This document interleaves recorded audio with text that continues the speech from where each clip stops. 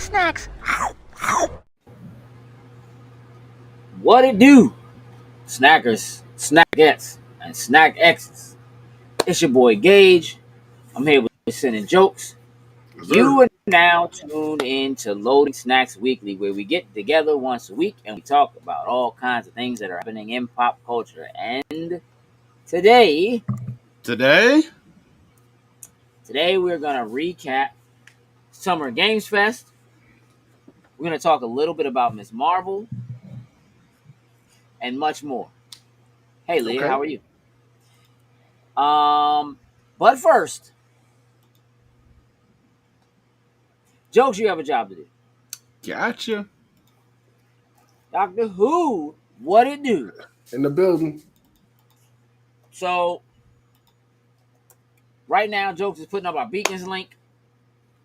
If you're not already following us across the board, Beacons is the easiest way to do it. You hit the Beacons link, and you can find everything we have, including our merch, our Patreon, our YouTube. We are on a chase to 1,000 subscribers on YouTube, and we need your help to get it. So, if you would please like, share, subscribe, share part, very important, because I'm going to imagine that all of you are already subscribed. I'm imagining. So the share part, I mean, I like the likes too. The share part. Yes. J. Robert Deans, I appreciate you taking a moment to pause from drawing to wave. Hopefully you can just listen in the background. And chime in with your witty banter. Oh, You yes. feel the need to. From time to time. Doctor Who, we hope you're well. Leah, I'm glad you're well. And and hope everything stays just that way. Listen. You know, pop culture is quite busy these days. And that keeps us, as people who talk about pop culture, also on our toes, very busy these days. So we're covering video games, and we're talking comic books and TV shows, and there's so much going on. There's conventions and all that happening. And sometimes when there's a new show, we get together, we talk about that show, and then we put that show out there for you all to consume. Mm-hmm. But every now and again,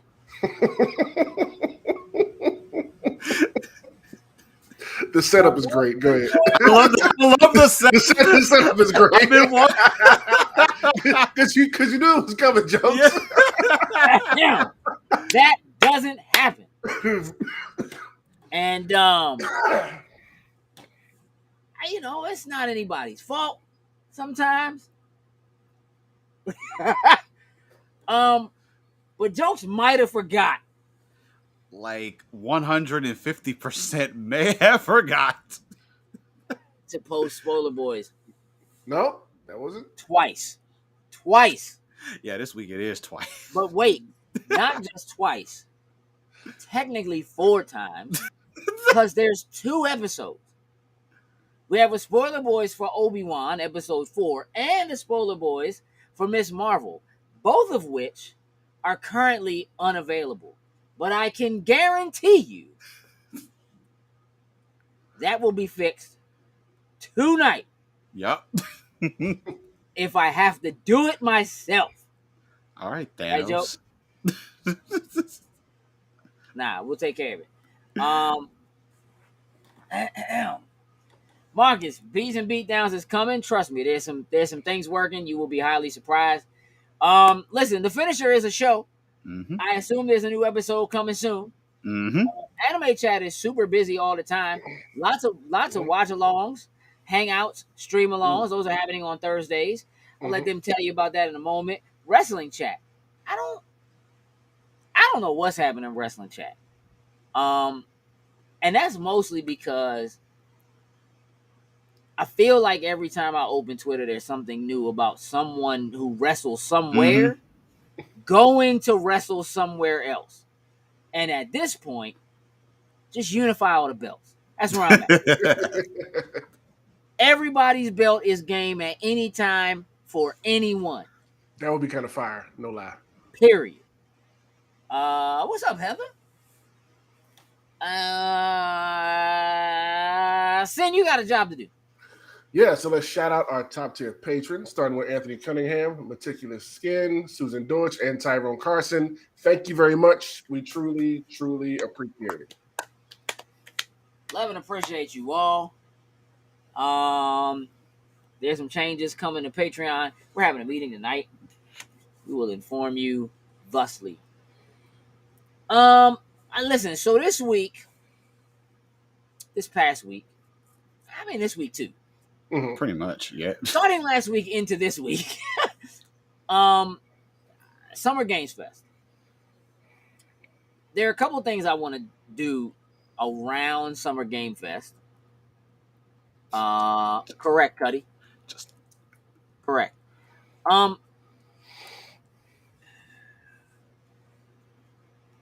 We did not get E3 this year. Mm-hmm. I want to know how the two of you feel Summer Games Fest compares to E3. There's a difference. I think Summer Game Fest does a very good job. Jeff Keighley and his team put on an amazing show. But there's a little bit of different. At least let me say it this way. I know with everything that's been happening these last few years, and we haven't been able to get together like we do, like they've been doing. I feel like that takes away just a little bit. Now we know E3, of course, originally just really for the press to come in there, see the latest, what's coming forward, and all that. But when you have that live audience that's really, reacting to certain announcements and things that pop up, it just gives it that different feel and different vibe. Yeah. So I like those aspects, and I know Jeff Keighley did say, next year Summer Game Fest is going to bring the live audience feel back to the presentation for it, which I think will be a big, nice little plus for it. But it's just those little small differences I think you see between like the E3 and the Summer Games Fest. Like I would like to see E3 come back and maybe revamp, do some changes, because I think E3 is an awesome thing to have around. But with the way things have been going and all the companies being able to just put on their own presentations from like their home bases, don't necessarily have to travel, pay for spacing and all that type of stuff, I can understand why necessarily we won't see that type of thing again. Look, I do miss E3. Part of it is just growing up with E3, and always kind of being there. And like you said, missing like those, 4 days or whatever of here's Sony's conference, here's Nintendo's conference, here's Xbox conference. And like I said, people in the theater reacting, screaming out loud, and the constant news flowing of stuff, you know what I mean? Stuff they couldn't show on their, stages. But with E3 pretty much gone, at this point, I think Summer Games Fest has done a great job of being a placeholder right now. And I think over the years, I see it growing to take over and fill that spot, if you will. And I think, yes, next year with the live audience, that will definitely help, you know what I mean? And with more people, more studios, getting on board with and wanting to showcase their stuff there, I think it has the potential of getting to where E3 was before, everything happened and we don't have it anymore. I want to be honest, man. I think Summer Game Fest is pretty fluke.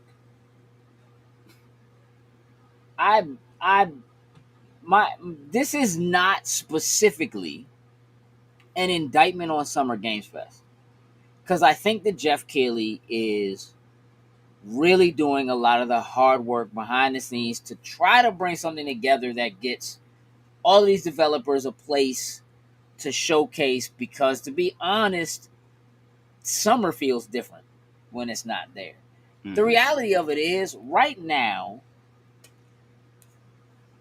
it's pretty much just Xbox. Yeah. And that's it. The fact that Sony pulled out of doing E3 years ago, The fact that Nintendo would do like a treehouse but stop doing a conference years ago. The fact that EA pulled out years ago. And though they did their own thing with EA Play a couple of days before, that landscape really has been changing, honestly, over like the last 6 years or so. You know what I mean? Yeah, Jokes, you're right about how the pandemic had an effect on people getting together and kind of all being in the same place and getting that kind of like visceral, in the moment reaction in front of a large group of people.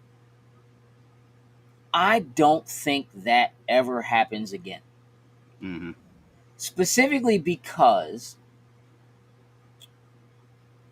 that is a very, very, very fanboy, fangirl thing.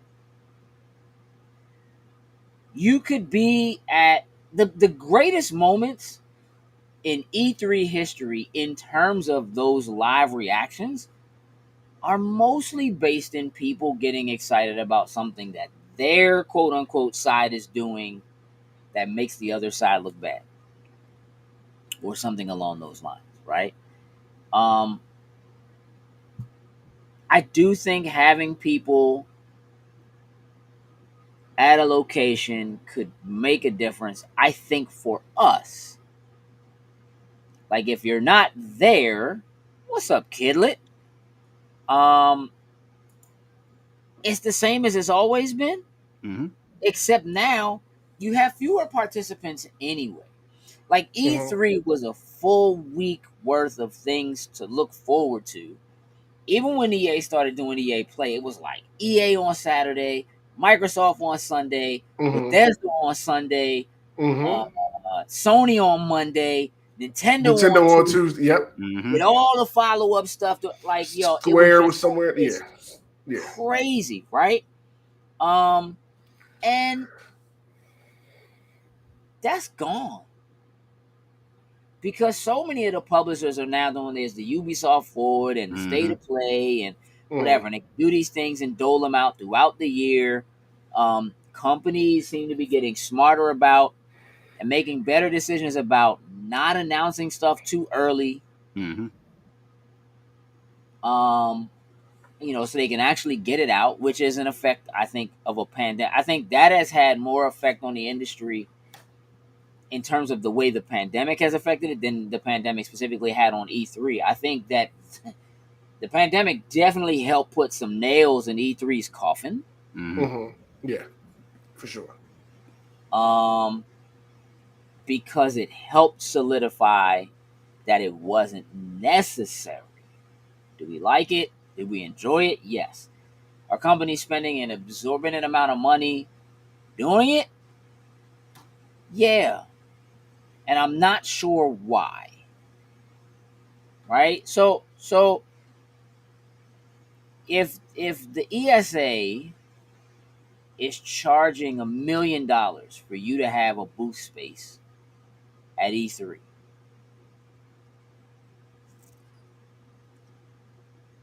how does that work out for you monetarily? Jokes, if it was up to you, right? If you're running a company, E3's coming up, you're a video game company, and the ESA wants $1 million for the space. You got to come in, you got to load it, you got to pay people to be there, you got to fly people there, you got to feed people that are there. Like, you tell me how that's worth it. Yeah. Now, unless I'm like one of the, the major AAA games that, a Call of Duty that you're going to get regardless, the return on the investment, because people are going to buy it regardless of what happens. Are you getting the actual return on the investment? Because people are going to buy regardless. Isn't that what you just said? People are going to buy Call of Duty regardless.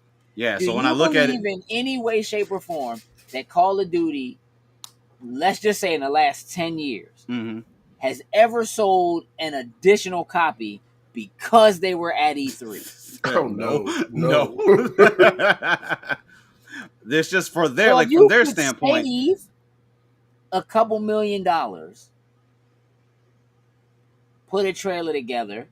For that matter, if you could say, "Oh, Microsoft, y'all spending money to do your own joint? Here you go." As a matter of fact, you pay us to bring our joint to your show. We can make money off of this joint.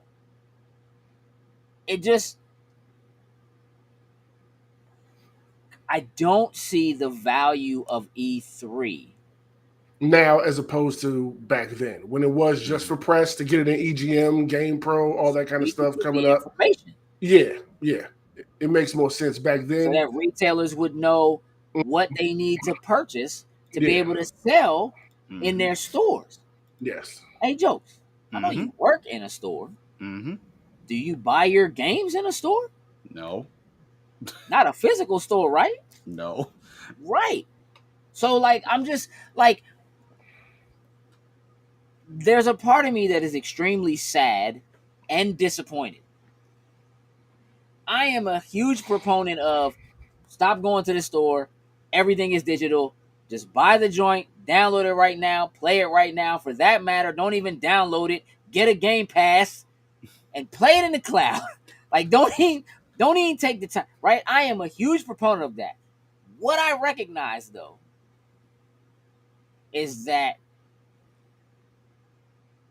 continuously pushing that digital revolution has made E3 unnecessary, at least in terms of physical presence. So if you imagine E3 comes back next year, what would they do? What could they do that's different that would make it stand out? What would make it different? So that it would be worth it to be different from everybody having their own showcase that they're already showing you digitally. Everybody has their own YouTube channel. What could they possibly do? Honestly, with everybody having their own thing now, I see it being very hard for them to come back and do something to make it different because it's almost too late at this point. You know what I mean? Like everybody has something they've been running with for a few years now. Like you said, doing state of plays and Ubisoft Forward and EA Play. Like they've been doing these things, setting these things in motion, even when E3 was kind of on the tails end of it going away. So and we have Summer Game Fest now. So it's like it's. I don't think it's anything E3 can do. You go on Twitter, you make an announcement. We're dropping a trailer tomorrow. We're doing a showcase tomorrow. Every news outlet picks it up. They all react to it and also show it. On top of you showing it. Why would we need E3? Truth is, we don't anymore. Everybody's would just become, honestly, it would just become a convention. Honestly, it just becomes a place where you go to hang out. Like, say if they have like game competition, like they would have to like do like with the Evo, something like that, right? So this would be like another variation of that, but that would be the only thing they would probably be able to do. It would just become a convention. So whether they have like exclusive Funko Pops and things for like your games and stuff that you can only get at E3, like that would be the only driving factor for like collectors or something like that. And maybe demos and like for the like stuff coming out being in that, like demos and stuff for like the games coming out being there. You know what I'm saying? The new Call of Duty, you can play the demo of it here on the show floor at E3. Like, yeah, but like if we never went. Like we wanted to go. But like if you're not going, those same demos, those demos are available at PAX. You know what I mean? Like there's like 3 different PAXs. You know what I mean? They could put those joints at MagFest. You know what I mean? Like the experiences that I have had going to events that are similar to what E3 is. And Jokes, I know you've had some of those. They're cool. It's dope to be able to say, I got a chance to play such and such game before it came out, before other people, had it or played it. Realistically, though, so many games go into alpha, beta. Grounded goes live like next week. That joint's been out for a year. We played that joint a year ago. It wasn't a complete version, but it's out. Ark Survival Evolved. They're doing a part 2. but that joint was in Alpha Beta Centauri for like 2 years. Star Citizen has been in Alpha Oh my gosh. for 10 years. Yeah. You know what I'm saying? Like like companies are consistently announcing via Twitter, via Instagram, via some other media outlet. Something. Come join the beta. Hopefully you get in. Blah blah blah. Like you can play it early. You know what I'm saying? Like it. And now it's like, all right, PlayStation's like, yeah, we're gonna have some demos for some games in the new PlayStation Plus. And now Game Pass is like, oh, by the way, we're gonna do this. we're gonna start having developers do demos and put those demos in Game Pass. And we're gonna pay developers to do it. Mm-hmm. Okay. What do you need to go to E3 for? I'm cool. You gonna let me download that joint right now?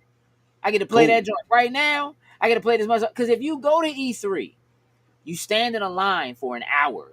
Yeah. True. To play a 4 to 6 minute demo of a game, and then it's over. That's it. True. You can download that joint and play it over and over and over again at home. In the environment you're really gonna play it in anyway, it's different. It just, I don't see the point. I just don't. Not at all. As far as Summer Games Fest is concerned, I feel underwhelmed as a whole. How do you all feel about it this year as a whole? I still think it's okay. Like, I mean, it's a good way It's to okay bring. is underwhelming. We used to come out of E3 like, yo, such and such is coming out. We about to get blah, blah, blah. Oh, did you see what so-and-so did this? I feel like it's okay. Bro, that's underwhelming. Am I missing something, Joe? I mean, I don't think saying it's okay is necessarily underwhelming. Like, I will say I was expecting. I'm gonna let you walk it out. Walk it out for me. Yeah, that's cool. Just like I probably was expecting there's some more major announcements, but like I'm just going to use Xbox as the example for this. And they did, and they before their presentation happened, there was like everything that we're going to announce is coming out within the next year. So I thought that was probably one of the best things that they could have done, is to say that this is not stuff that you're going to have to wait 3, 4, and 5 years down the road for. Sure. But it is I just like the concept of being able to just, yes, state of plays, tree houses, whatnot ever. But when you're able to bring all of these different companies to one place where, you can sit, even if it is over a day period, and kind of just digest it all like at one time. Like it doesn't, I will give you, it didn't give me that same pop that you get out there some of those E3s. Like, yeah, we got this coming, and this coming. I will say I didn't necessarily have that feeling coming out of Summer Game Fest, but that's because it was just Xbox. And that is true. Did you watch Devolver Digital's showcase? I peeped it. I didn't stay with the whole thing. It was dope. It always is, because they're stupid. Y'all don't play their games. You know what I'm saying? Like, so did you watch Capcom's showcase? I did watch a little bit of Capcom's. I did watch that joint was stupid too. Yes, it was. I will say that. Everything they talked about, we already knew. It had already been announced. It had already been shown. I don't even know why they did one. Yeah, and I will say some of the presentations did not need to happen. Like the Capcom joint. I was pretty mad about what Assassin's Creed actually did today to celebrate 15th anniversary. For the 15th anniversary, the whole presentation was garbage. All they did was played Odyssey or Origins. I don't remember which one. Yeah, all they did on the stream in 60 FPS. That's all they did. They played it, and then they announced all the new free stuff that's coming about Valhalla.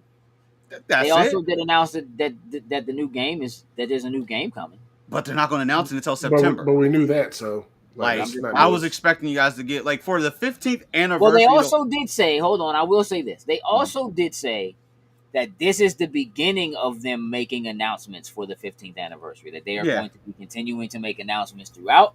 So what's today's joint?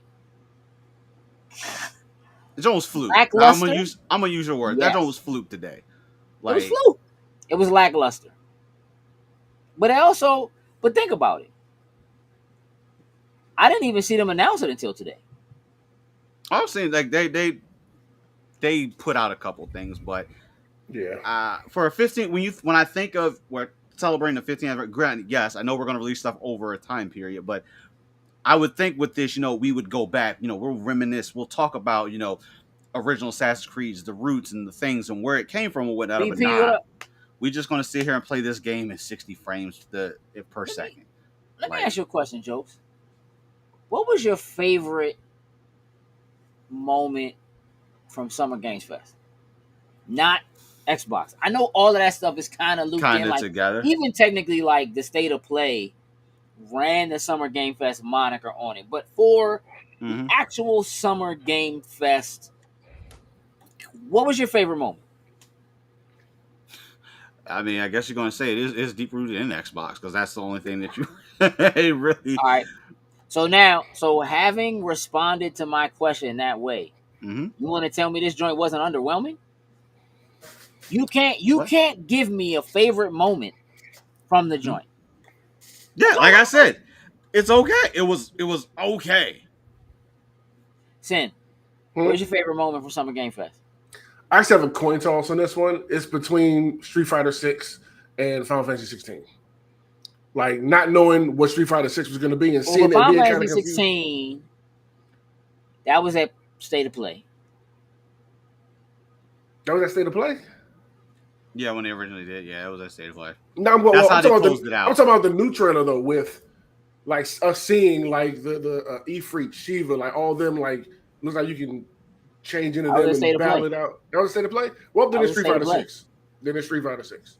That was also technically State of Play. Which also technically was at State of Play. Because that don't open it. Yeah, I know. It's... Yeah, but, we got to see a more in-depth look at it. Like we were talking about, like, what is going on with this world? Like, can you walk around and fight people? Like, just the intrigue of it has me excited for it. So what we got at Summer Game Fest for Street Fighter 6 was the Guile is the most swole man, Thor-looking gentleman in the franchise. That's what we got. Oh, then so nothing.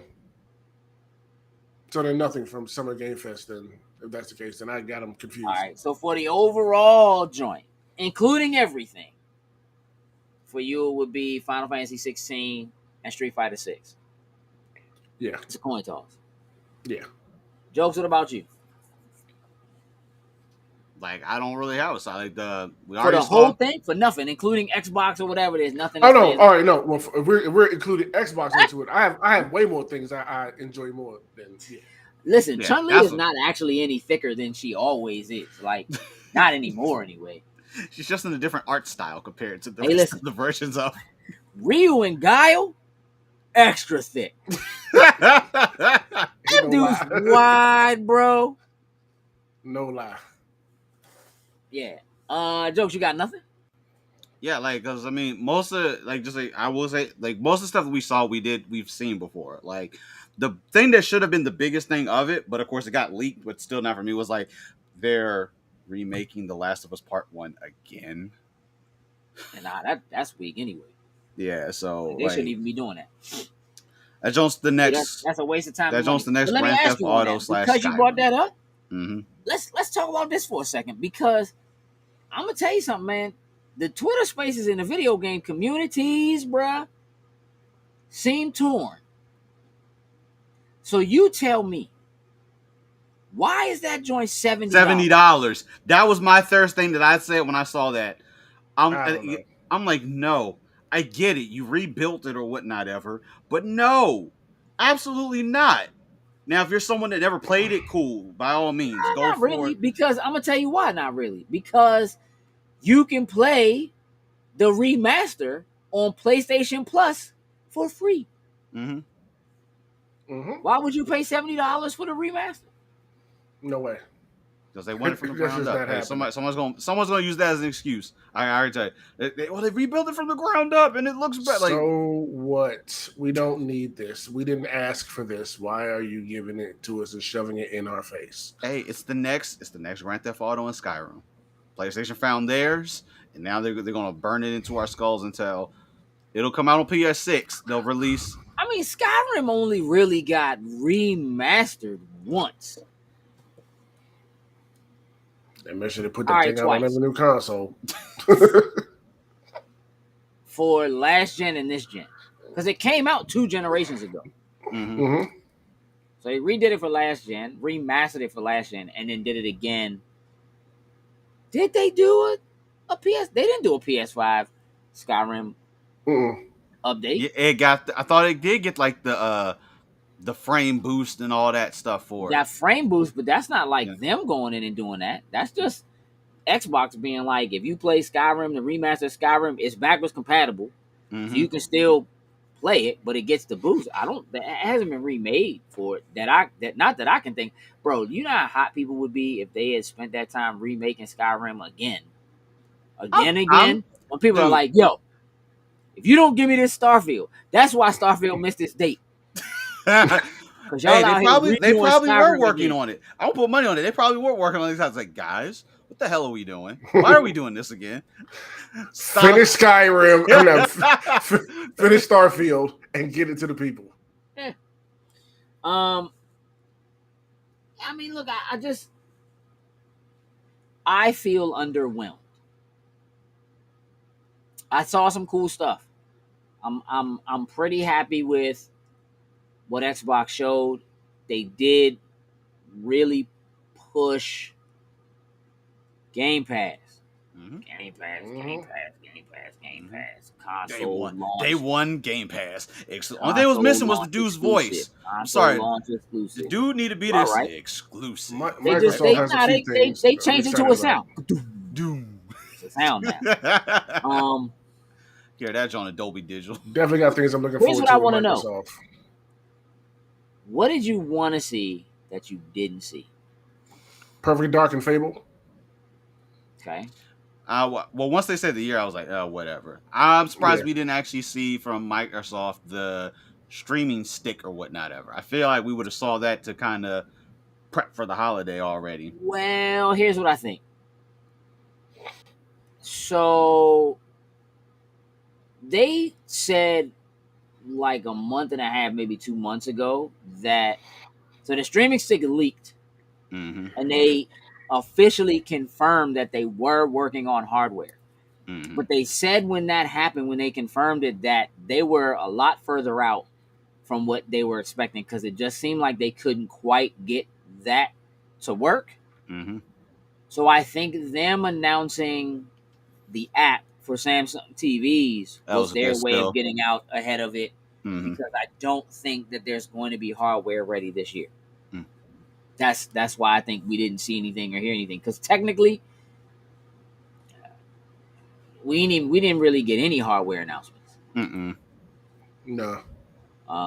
There were some like a couple days before, there's like new colors and stuff like that are available in the control. Like if you want to make your own controller, In like the design lab. there, Yeah. that was about it.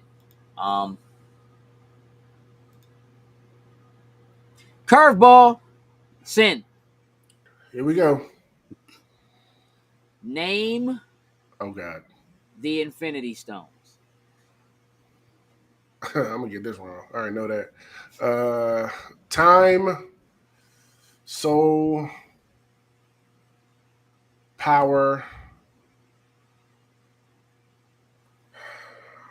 Time, soul, power. What is that other one called? It's right on the tip of my tongue. Jokes, help him. Space, Reality Stone, No, you said reality. and which is the last one I'm missing? Time, power, reality, Space, soul, space, and mind. yeah, mind. And Right. mine. Jokes. Yo, Which stone? If you could only get one stone, mm-hmm. which stone do you choose?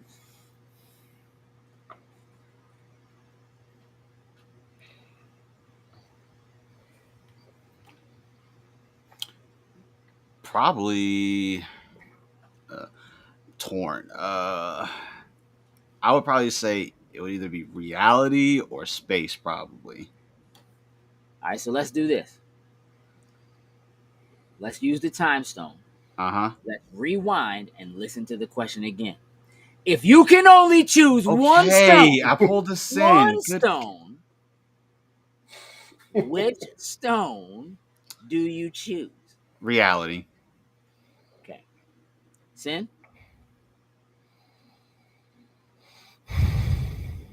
That was the first one I thought of, jokes, but I'll go with time. Time. Now, jokes. Mm-hmm. You were supposed to say time so that you could go back in time and watch real Transformers. When it really happened. That's what you were supposed to say. You know what? Goodbye.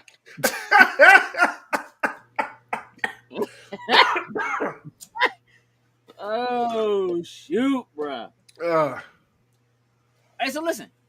Here's what I want to do. Yes. Transformers 2986, 1986. Okay.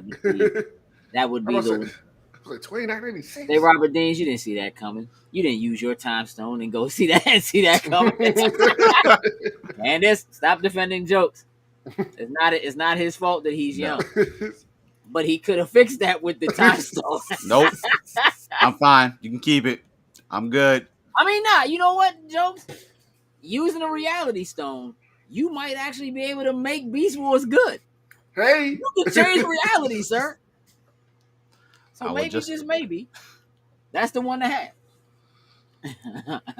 Baby jokes, no time stone.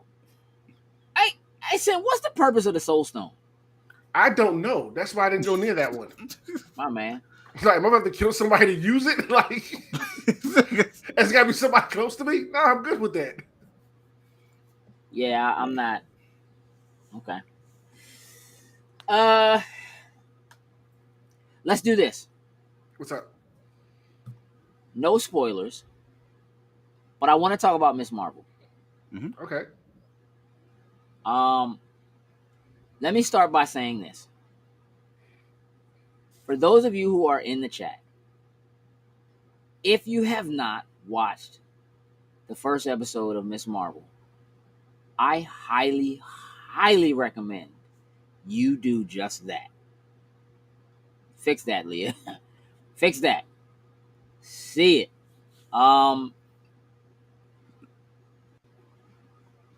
See it before tomorrow's episode. Tomorrow? Or watch them both tomorrow. J. Robert Dean says, I believe the Soul Stone was to test the resolve of the potential wielder of the gauntlet. Yeah, so that's pointless. I'm good. I just want to know what it does. Like, because That's all the right other now. ones, like, it's clear what they do. They do, but the Soul Stone, I don't know. Yeah. But, sure. It's the battery for the Infinity A Gauntlet. lot of people have wielded the gauntlet with all of the stones. And you don't need the gauntlet to use the stones. Mm-hmm. You might need the gauntlet to use all the stones. You certainly have to be wearing a gauntlet To use them all. to affect the stones with a snap. Mm-hmm. However, they could have had infinity shoes and you could just click your heels together 3 times. And Oh, there's that'd no be trifling. stone. That'd be trifling. No, we're not doing that. No. We're not doing that. If I see Thanos click his heels, I'm done.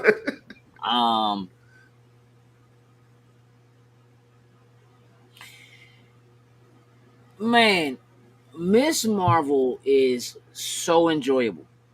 Mm-hmm. And I am almost positive that it is the best first episode of any Disney Plus show they have released.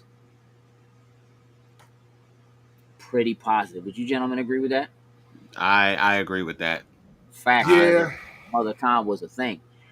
Zaina says, Yeah. according to Marvel Wiki, it has the desire to collect souls and has a few ways that it can do that. Okay. And I if mean, that, if you was here, Ty, you would know what we was talking about. Welcome to the show, Ty. Right on time, buddy. Right on if the time. Soul Stone's anything like We're Big talking about Mom's how Miss Marvel is fruit, better than all your favorite DC shows. Um, mm, That's facts on real easy. oh mm. boy, Leah and Zane about to go off about BTS in the chat. Hey, look, Yep. y'all just pay attention to us and let them have it right now. Some things going on over there. Um, hey, listen, this show. All right, here's what I know. The first episode and the last episode of the series are directed by the same people. Oh my god! Oh my god! So it Wait, could get real different. you say the first episode and the last episode they're directed by the same people. Correct. Okay, but not anything in between there. No. Interesting. Okay. Yeah.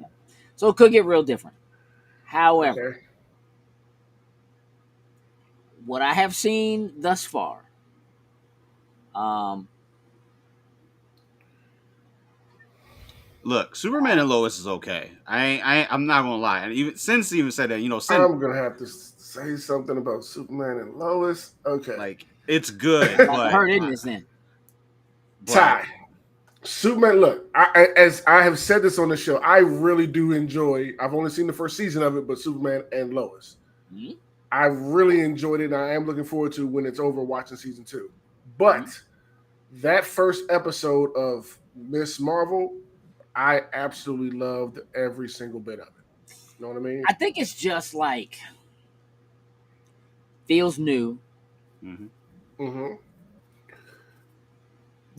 It's It her. feels grounded. Mm-hmm. It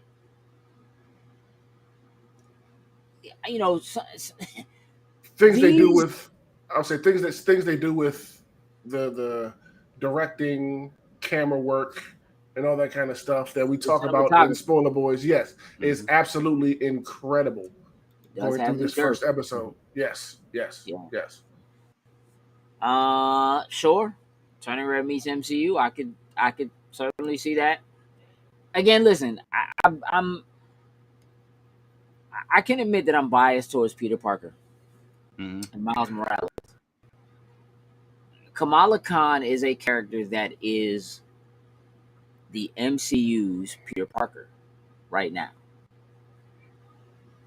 She is young and has issues, and they're real life, everyday things. She's dealing with parents and school and driving tests, the Mm-hmm. kinds of things that are the reasons why Spider-Man is so beloved, because of how grounded it feels and how relatable Peter Parker is, because everyday people can Yeah. see themselves, right? They recognize and understand the issues that person, that those characters are going through. And you have a little bit of that in Kate Bishop, Mm-hmm.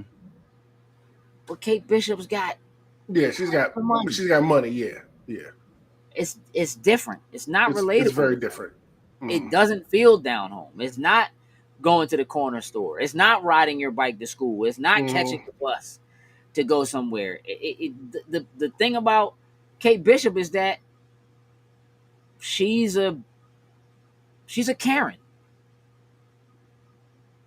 She is a white privileged Karen who does whatever she wants because she feels like it. I'm in school because I feel like it. I'm on the archery team because I feel like I'm going to shoot the bell and break the whole tower, right? And somebody who's a superhero who knows better than me and whatever that I look up to is going to tell me, don't do something, this is dangerous, whatever. And I'm going to crawl across the ceiling and fall in the glass or whatever because I don't listen to nobody because I'm Kate Bishop. You know what I'm saying? Like, there's a lot of that's in that character. And she's lovable for it. She's naive and lovable. Lowbrow? What do you mean by lowbrow? Yeah. Um, Like I said, that we were talking about, like I fell in love with Kamala off of the video game. You know what sure. I'm saying? The Square joint, like I didn't know much. I knew of her, but I didn't like read her comics or anything like that. So my introduction Right. was her, and I fell in love with her like off chapter 1. Just Right. her being, geek, loving the Avengers, loving Captain Marvel specifically, and being all hype, and like just everything around her and her like just realness about her at that age. You know what I mean? I Yeah. love that, and this show Mhm. is doing a great job of everything I loved about that character in the game of just putting it in the MCU and giving it to me in a live action, if you would say, Characters don't really interpretation. exist that are us.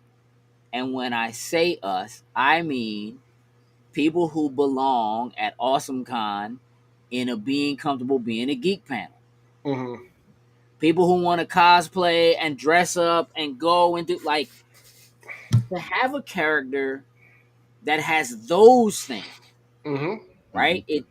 It reaches more people than just brown girl from Jersey. You know what I mean? As she says, Muslim community Mm-hmm. as they have. It is she's a she's a comic book geek. Yeah. She Yeah. just she is.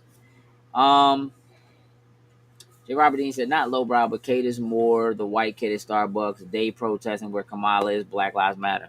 Maybe. I would listen, there's a thing about like I would never assume that Kate Bishop wouldn't be at a Black Lives Matter rally Mhm. at all. Mm-hmm. I completely believe that she would be.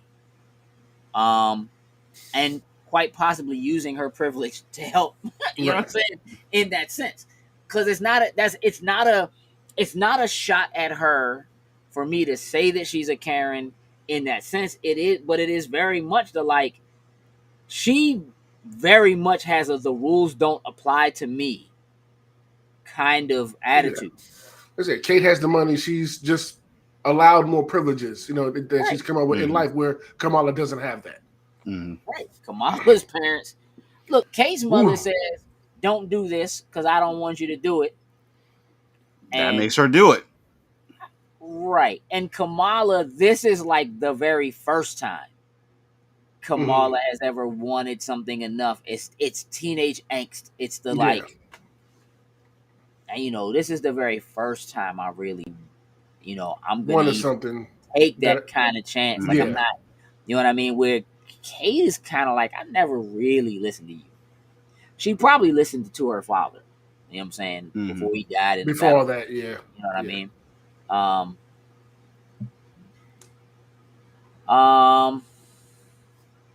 I'll take that, J. Robert Deans. I'm reaching the vibe, but the vibe I get is that Kamala is in it, where Kate is more. I can do that too. Sure.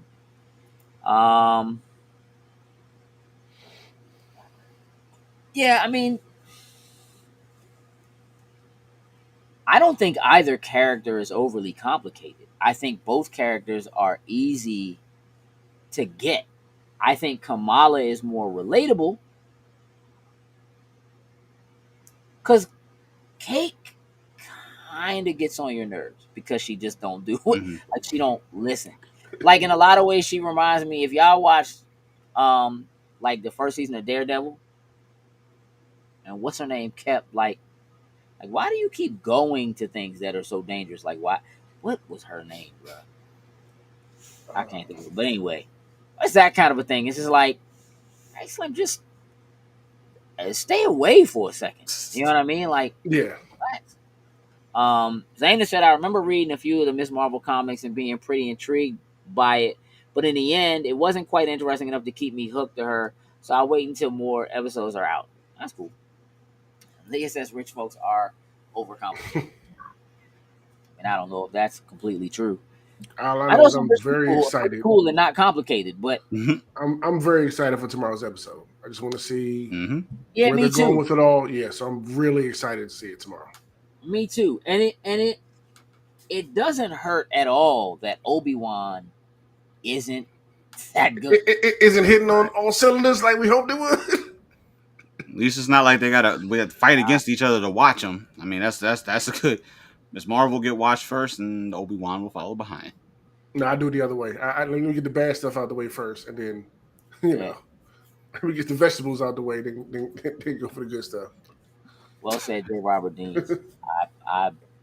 There's a very different family dynamic that comes from what you're getting out of Miss Marvel as a show. Mm-hmm. Mm-hmm.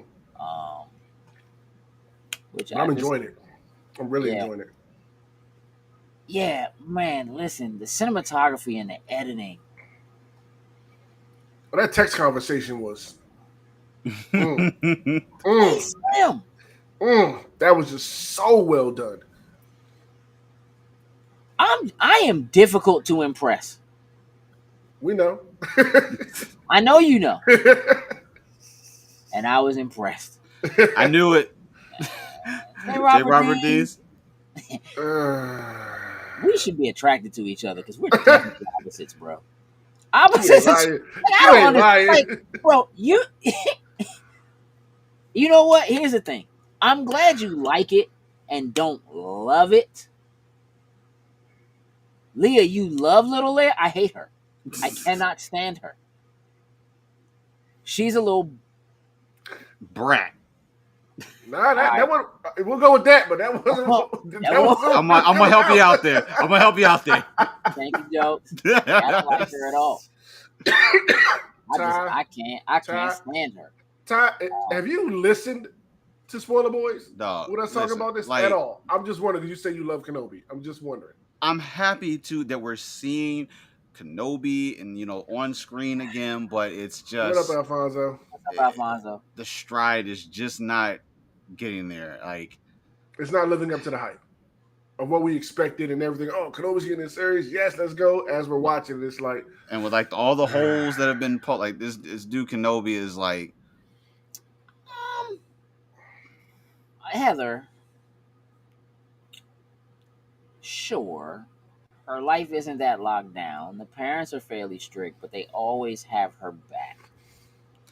Hey, I think there's a little more of like we can't this is episode 1. Then I would say we have her back because she was clearly wrong, and they was going in, even though she was wrong. And again, I won't spoil it for anybody who hasn't seen it. Hey, Ty, listen, this is what Ty, what's your schedule like tomorrow? I need to know. Yeah, Candace, most creative texting scene ever. Yeah. Yes, Leia has some sass.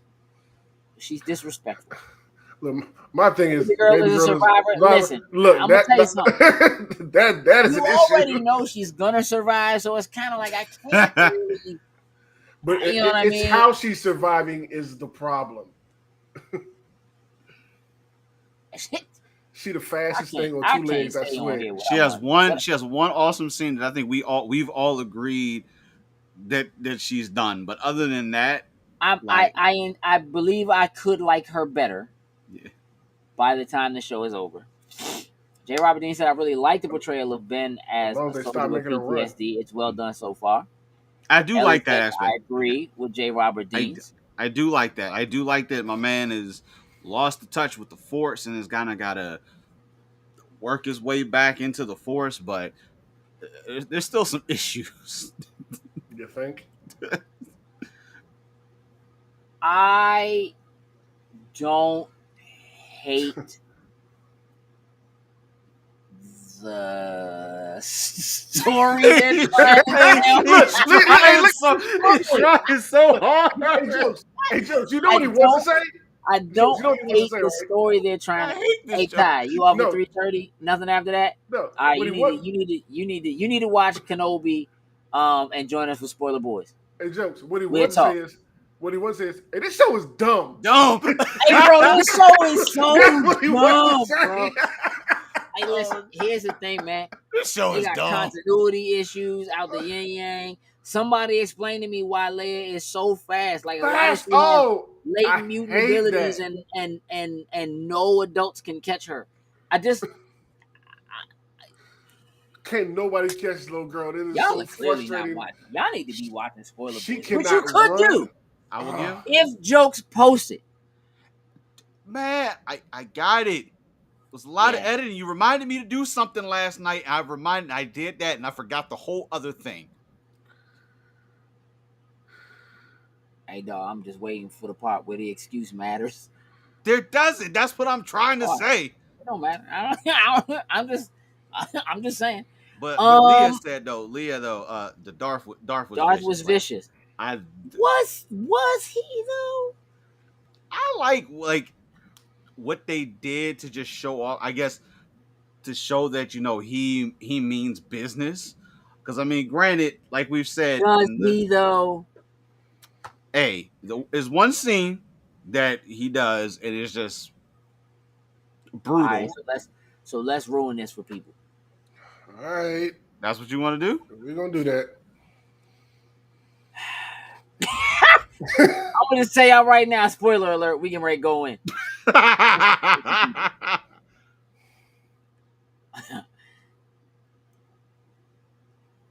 Oh, man. All right, look. Hold on. Before we... J. Robert Dean said the problem is not Leia having sass. The problem is her writing is inconsistent. She's respectful to droids in one episode, obnoxious to a Jedi. And yeah, I mean, they're trying to shoehorn her into Fisher. I think they may be trying to show the flexibility of her as a character and her ability to learn or be open. I think what they're trying to do is show that as a child, the only friends she actually has is a droid. And so she's nice to droids. But I understand that's why she only has that one friend. Ellis asked, what's the continuity issues you have with the show? How much time you got? Listen, bro. Look. All right. Let's do it. I thought this show was going to be short. It's not. So let's listen. How do I... All right. Where to even start is the question. All right. Here's what I'm going to do. Ellis, if you go through a secret chamber that leads to a tunnel, and that tunnel leads to... Who cares? Let's say it leads to a room. Okay. And the person who is pursuing you makes it to the beginning of that tunnel. And then you decide to double back through said tunnel to go back and help Obi-Wan. How do you not pass the person who's at the tunnel? How? 2. It is canon. Listen to me. I know what you're about to say. It frustrates me to no end. That Princess Leia is the fastest thing on 2 feet. Easily. No adult being can catch her. It's impossible. Easily. And she runs They can't outrun this. Slow. And looking at people trying to chase her is the most... It's just disgusting to watch. Yes, it is so bad to watch people chase her. Bad. You watch... It's like you watch them... person... You watch them trip and stuff on purpose, and it's so obvious. Bro, like it's terrible. Hey, dog. Ain't nobody gonna tell me Flea can't catch. Anyway. Yeah, still spoiling. Where is it canon? In the first episode, and the second episode, and the third episode. Because Obi-Wan couldn't catch her, and the 3 people who were trying to catch her couldn't catch her. She was dipping and diving and shucking and juking like she'd been playing football her whole life, and they just threw her a pass, and she scored a touchdown. Don't play with me, dog. Don't play with me. There it is, Rod. She had them jukes, bro. That's it's funny, Rod, terrible, but no, she runs like trash, and she's not nobody fast. catch her. They shouldn't have this child running. They should edit it differently. They should cut it differently, but they shouldn't. They shouldn't. You want to talk about continuity issues? Obi-Wan Opening the gate. was in a gunfight for 10 minutes. Couldn't hit nobody. Facing Leia. Could not shoot anyone. The dude who was shooting at him was not even hiding behind anything. He was standing in the open. At all. He could not hit that dude for And nothing. Leia is so fast that even with What Reva time? using the Force, she was using Force parkour, bro. Forgivable? What? Couldn't Tom, catch shut up, either one of them. Tom. Please stop. This is not forgivable. I'm sorry. Yes, I'm you can sorry. forgive. This is not When something forgivable, happens Tom. like once in a Hey, while, dog, you can listen. forgive it. Let But me when tell it's you just something, Ty. constantly through the whole entire thing, Yeah, like, bro, listen. Bad writing is bad writing. Bad shooting is bad shooting. Bad editing is bad editing. You can't just choose to forgive. And I'm going to tell you why. Because it's Star Wars. It's Star Wars. It is arguably Yes. the most important Look, franchise. You're right. You're right, Rob. Period. Yes, you went he from did the to second John Wick. episode to the third episode. My man went from this rookie shooting a blaster to hitting every damn target that was out there.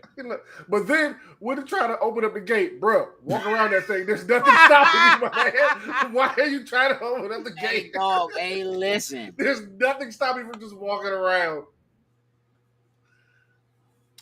Continuity issues mean different things. Sounds like personal issues I had with the current production via continuity within the overall stories connecting with other movies and shows. No, we are talking about how it is that Reva can be at the beginning of the tunnel that you're running through. You're going back to help Obi-Wan and you don't pass Reva. She doesn't catch you. Somehow you make it to Obi-Wan. You get past everybody else, including all of the other folks that are there searching, tearing this place apart to try to find the one place that Reva found. And you make it all the way back to Obi-Wan. Yes, instant With transmission, your robot. y'all. Instant transmission. Also, again, and then it's Reva not ends bad. up in front of Leia at the end of the tunnel. Okay. Not to mention, we just watched Darth Vader Force lift Obi-Wan, drag him into the fire, drag him through the fire to make him suffer. I'm cool with that. Mm-hmm. She gets there, fires a shot. All of a sudden, Darth Vader can't do nothing. The fire starts again. Oh no, I can't go through the fire. What do? You force lift him over the fire and you take him with you. Because I literally just watched you walk down the street and pick a dude up and choke him. Snap his neck. And when his son came out to save him, his neck, like it was nothing. You walk down the street in the air with the Force. Obi-Wan has no Force. You just dragged him through the fire with the Force. And now, because somebody shot and the fire is back, your Force can't lift Obi-Wan? You can't bring this dude. You've been chasing this dude for 10 years? For 10 years. And they just come in and walk away with Slim. That's This bad happens writing. every week in Spoiler That's Boys. I'm just gonna let y'all know. Yes. And it's terrible. It's And terrible. let me say his next. I'm gonna say his next line. This show is dumb. It's There you go. dumb. Bro, it's dumb. Look, even last episode. It's dumb. Last episode, there were issues. For sure. And I'll Oh, ruin good it God. for you if you want me to. But you don't. Or want you can me just go watch. Right or you now, can watch what- Spoiler Boys. when What's we happening post right it. now is everybody listening to me complain about this and is upset with me just doesn't like the fact that I'm right about it. You didn't want to accept it.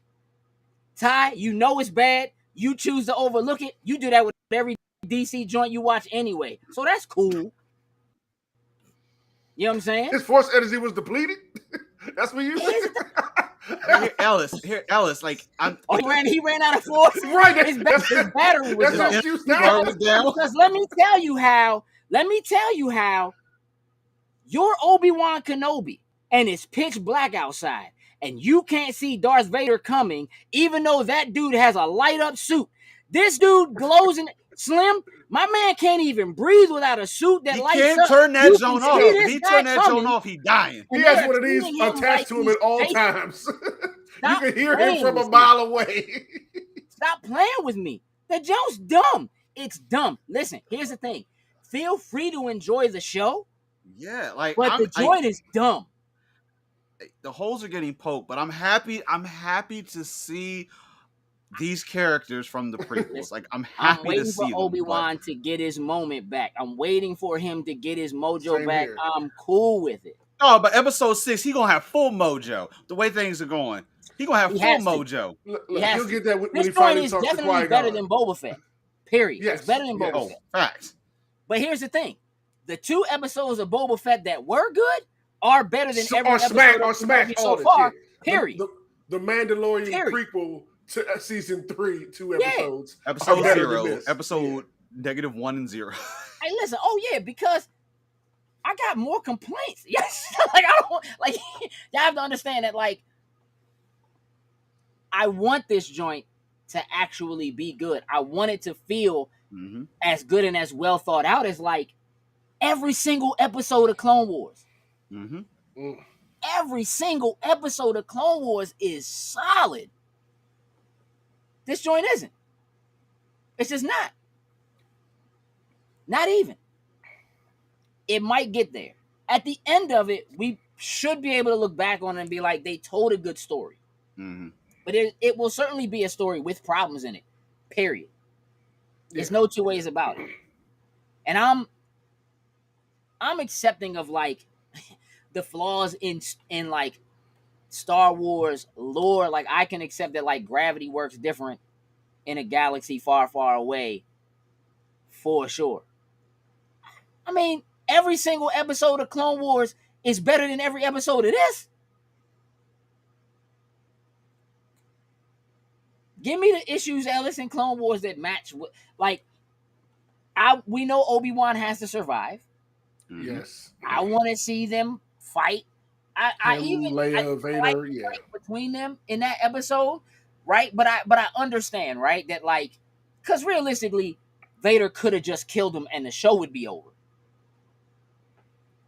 I also got my favorite new droid in that episode. Hey, Slim was a thug, hey. no doubt. Yeah, I hated their fight until I understood, like, okay, he's trying to make him suffer. He wants to make him suffer. Right. All right. Now I understand it. Until then, I did not like that fight. Like, Totally this is what cool I've been waiting for all this the time. idea that you've been chasing him for 10 years and you finally have him. Look at how he acted in the last episode when he was mad at Reva, like, what did I tell you would happen if you failed? Hey, but dog, you failed. Slim was right there. You had him in your force clutch. I seen it. You had him. Yeah. You failed. Force choke yourself, bruh. Yeah, She you did her job. was dragging him through the fire and everything. You Like, you had found him. him. That should have been the end. That should have been you had him game dead to over. rights. But you wanted to play around. You don't grab this youngin' off the hill right there and force drag her down here, snap her. I just watched you snap a dude neck. For no reason. You snapped his her neck for neck, no bro. reason. She shot There's at a your droid people, on the snap other her side of neck. the fire that's picking Obi-Wan up right now. Crush that guy. Hey, Rod, I know you can do it. Don't. I that- saw Mace that's- do it to Grievous. Ron, come on. Hey, bro, listen. Ron. We just tucking kids under trench No. coats now. We Straight 6 little- feet mafia, bruh. Stop Straight little playing with me, rascals. dog. Come on now, Don't man. try to I ain't got tell time for me this. that this is acceptable. It's not acceptable. No, It's I'm not- watching that scene like, how does nobody see this? You're Really? allowing the fact that you have a love for Star Wars to overshadow the fact that they're doing things with this that just aren't good, that are not okay, and shouldn't be acceptable. Straight up. I mean, hey, listen, Ellis, I'm glad you're happy with what you're seeing. I completely expect that when I see you at the next convention, you're going to be walking with a child under a trench coat cosplaying that. That's what I expect. I guarantee you somebody's going to do it because it's comedy. It's pure comedy. That's all. That's all. There are 3 force-wielding inquisitors chasing a child a semi-force capable Obi-Wan and a traitor, and nobody sees this child under a trench coat. Nobody force grabs any of them. Hey, dog, just force lift his trench coat. Just lift it. Just lift the joint. It was a very billowy coat. You're right, Heather. I'm just saying, like, listen, it's okay that you enjoy it, but please accept the fact that these are issues, and that they're issues that are not like we could have done better. As a matter of fact, Ellis, you deserve better. You deserve no. Ty, I'm not going to get away with that. No, these things need to make sense. I'm sorry. This is just basics. No, Ty. It's just this type of stuff. Like, and I'm happy to, like I said before, like it don't have to make sense. I'm happy. No. Like, I'm happy to see these characters. Like, I mean, I like the Obi-Wan's character. Yes, I like the PTSD thing and all that he's going through.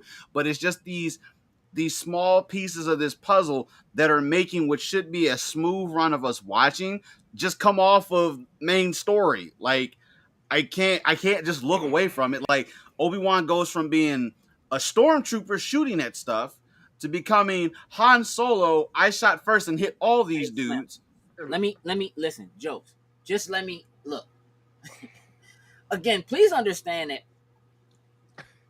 the reason why I have issues is because I want this to be good. Mm-hmm.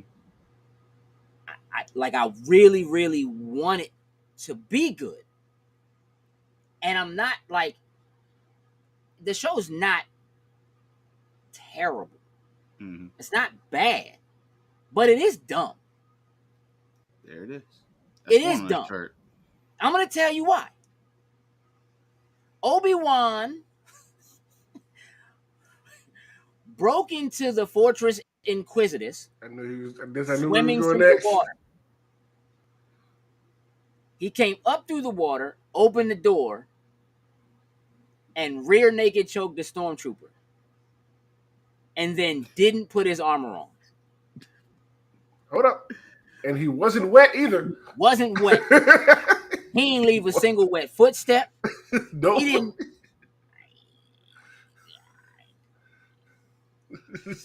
No, when I say continuity, I mean continuity within its own episode.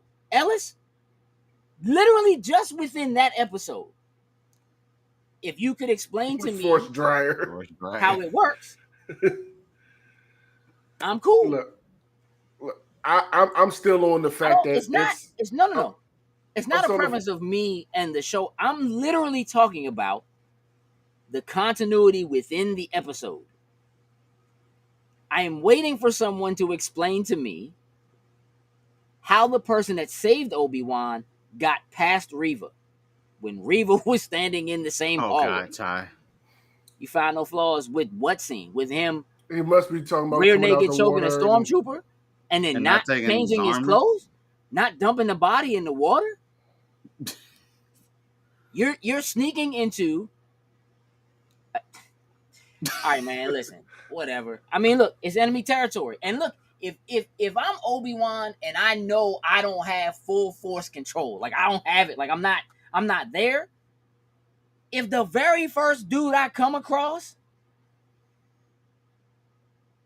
is a stormtrooper and I can take said outfit and I can put it on. I've been concerned. I'm concerned about how we're going to get through this.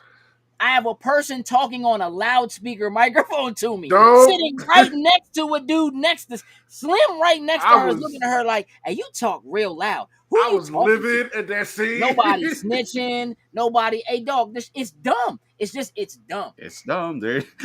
That's going on the shirt. Look, I am on the fence. Like I'm. It's okay. Like I'm fighting that. I'm having fun. It's okay. But the mystery science fiction theater person in me, when I just see certain stuff, I can't help but sit up on the couch and yell and just start going in at the screen. I can't help it, and I'm getting too much of that out of this show. We're seeing cool things. We got some cool scenes. I love seeing the Jedis like entombed, so to speak. I love seeing like lights out, Leia's about to get tortured, he shows up, turn it on, fresh blue light in an all black background with the red on it. Like I love that. Like I love what it looked like. I'm cool with that. I mean, I have some issues with the hallway fight. You know. Yes, we'll take care of that. Yeah, it ain't. I mean, look, I don't hate it. It's not that it's a hard crowd, Leah. It's just certain things. It's just certain things. Like come on now, yeah. Listen, let me address suspension of disbelief. I accept that the Force exists in this world. That is suspension of disbelief. I do. But the rules of whether or not when you come out of water, if you're dry or wet, that's not suspension of disbelief. That's not a thing that happens. Like, that's not Star Wars canon. Oh, when people come out of water in a galaxy far, far away, they not wet anymore. Like, that's not a thing. That's not suspension of disbelief. Hey, Obi-Wan and Qui-Gon swam all the way to Gungan City with Jar Jar, and they definitely was wet when they came into the... I'm just saying. It's not, it's you sitting on a walkie-talkie. My bad. Again, Force dry. I forgot. You know what I'm saying? Like, again, I recognize that not all Force wielders have the same Force abilities or Force powers. I am with the suspension of disbelief. There are people that are suspended in amber like it's Jurassic Park in the bottom of this joint. I can deal with suspension of disbelief. I'm good with it. They're going to draw their DNA and they're going to use it to make Snoke. I'm good with that. Walk around the laser fence. You don't need to go through all the hassle of trying to unlock it. There's plenty of room. Very, very true. Like, I'm with it. You know what I'm saying? Like, I think it is the fact that my belief that I have suspended my belief for the show, for the continuity of Star Wars, and that these are things that aren't part of that. That's just not, you know what I'm saying? Like, I don't,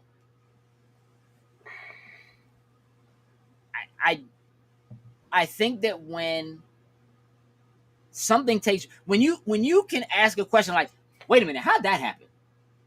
How'd they do that? Right? And the answer is not an answer that works in Star Wars canon or lore. Like, technically. Like, sure, if you want to say Force Dryer, sure. Right? But, like, if Reva can force teleport to wherever it is that she's going, because somehow she can force tell where they're going, that would be something that is part of the story, part of the canon. Suspension of disbelief works because that's an ability that she has. She has force tracking or something. And that's something that you would want to show or has been shown before, right? In previous instances. Tell me that. Let me know. I cannot. In my suspension of disbelief, I understand how the Force works. What I understand extremely well is how Darth Vader is capable of using the Force. As a matter of fact, again, you literally just showed me how this man can walk down the street and pick a person up and drag that person along with them in the air. But when Obi-Wan is on the other side of the fire, which you literally just lifted him up, dragged him into it, and dragged him through it, now that the fire is back, you can't lift him up and bring him back. That's not about suspension of disbelief. That's bad writing. That's bad storytelling. That's bad directing. That's what that is. That is moving the story forward for the sake of moving the story forward because we didn't figure out how we're going to do this. How are we going to make him get away from Vader? I'm not sure. That's what that is. That's literally what that is. And so that's not about suspending disbelief. That is breaking your own lore. Darth Vader is a badass. I just saw it. All of a sudden, his Force powers don't work anymore. He has to fade to black. Something that made him so angry that they got away, that he walked in and he lifted Reva with his Force powers from quite the distance, I might add, as he walked up to her, because he's so angry that she let him go, that Obi-Wan got out of her grasp, even though he literally just let the exact same thing happen. It doesn't work. Correct. It's inconsistent. The show is inconsistent. Darth Vader is inconsistent. His abilities and force powers are inconsistent. His use of them is inconsistent. It doesn't make sense. I'm allowing a certain amount of suspension of disbelief that Leia is so force sensitive that Reva can't read her mind, can't break her down. I'm willing to give with a child with no training in the force whatsoever. Oh, they had the ultimate stare down. But again, I'm cool with that. That I'm cool with. I'm willing to give it, right? Just because. Sure, why not? But I will tell you that in this episode, I will be looking for a very well-explained explanation of why it is that she chose to plant a tracker and quote-unquote let them go as if she knew they were there, because she certainly was not arguing or acting as if she actually let them go, though maybe she did actually plant the tracker. But somebody needs to make it make sense for me. It doesn't make sense. I'm not saying these things to keep other people from enjoying it. That's not what I'm doing, right? I'm telling you that these things don't make sense, and that is hurting my enjoyment of the show, because I should be able to enjoy the show because they're writing this show for me, just like for you. And I don't have to let it go. When it's over, if I'm happy with the ending, we'll see how that affects how I feel about the rest of the show. But on an episode per episode basis, it's not working for me. It's not working for me. I can't. Yes, she is technically stronger than Luke. Again, she has no training. Mentally, she's stronger than Luke. But Luke learned to lift the ship. And Reva has training. And none of them can stop a speeder from flying away with their force. See, I've seen that. That's a rumor as of right now. Yeah. And I think we'll know once the final episode comes and how they word whether it's going to be a series finale or season finale. Right. But that season 2 thing is a loose rumor right now. Hold on a second, J. Robert Deans. Let me read that out loud. You said you are assuming that the writers didn't write it, that Vader couldn't handle the fire. Remember, Vader didn't move towards Ben after he set the fire. Hold on. Vader set the fire himself, and then purposely lifted Ben on the other side of the fire, put him in the fire, and then dragged him through the fire with the Force. I'm willing to accept that Vader has flame PTSD from being burned in lava. I can accept that about him. He doesn't have to go through the fire to get Ben. That's my whole point. Nobody's asked him to walk through the joint. But I can make you feel what I felt. Yeah. He can lift him and bring him over the fire. There are like 7 stormtroopers with him at that point. We know stormtroopers can't shoot. I'm okay with the fact that they couldn't hit the 2 people that are now dragging him from the other side of the fire. Like, I'm okay with that. But you're Darth Vader. Lift one of these stormtroopers up and throw their ass over and let them and hit them, because you're Darth Vader. Because you literally just snapped the neck and killed the child of a man who you were choking in the street because that child came out to see about you. Because you was choking his father in the street. You just snapped his neck like it was nothing. Starkiller would not have any of these inconsistencies. Starkiller would be out there. And Starkiller was trained by Darth Vader. Exactly. Starkiller is not canon. True. You know what I'm saying? Hey, listen, look. Where am I getting that she's stronger than Luke from? I'm getting it from how fast her little feet are. She's Sonic the Hedgehog out here in these streets. Can't no human adult catch her. Her force powers make it so that when she cuts left, you automatically go right. Something. Hey, dog, listen, I'm telling you, when the show's over, they're going to sell her shoes. We're going to be buying Leia shoes. I don't know. Listen. Leia sponsored by Jordan. Right. That Star The Wars Leia Nike cross-ups, collab, dog. though. Get the new layers. Darth might have anxiety and couldn't perform. Drop it May the 4th. Vader's concentration was broken. Let me tell you something about Vader's concentration. Man. There's no level of Vader's force powerful concentration that gets broken when you have in your force grasp the man you have been chasing for a decade, and that you finally have him, and that you're that angry. It's just not happening. It's not happening. The show should have ended right there, for real, for real. Should have been like crack. And I'm telling you, they didn't have a good resolution. If in fact they did write a good resolution, then it got edited and left on the floor. Yep. And they did not give that to us. Yes, Kay. He did most certainly had a whole conversation with someone as he was force choking somebody. And we have to take it at face value. We have to take what they gave us. Right, KB. My man. Oh, man. Listen. He did have a conversation while he was force choking. Oh, he did. For sure. Straight up. She was talking through the force choke. I don't buy it. Right? And it's I warned y'all before y'all made me go on this rant because y'all asked for this. Yeah. You asked for it. So here it is. I don't want you to not enjoy the show. Oh, Ty, make sure you join us tomorrow, bro. Hey, listen. Or whenever we decide to record it. I understand that this is not the Vader of New Hope. Realistically, though, this is a Vader who should be more vicious than the Vader of New Hope. This Vader. What happens next? So think about this too. Whatever happens to Obi-Wan between now and A New Hope, it's only 9 years.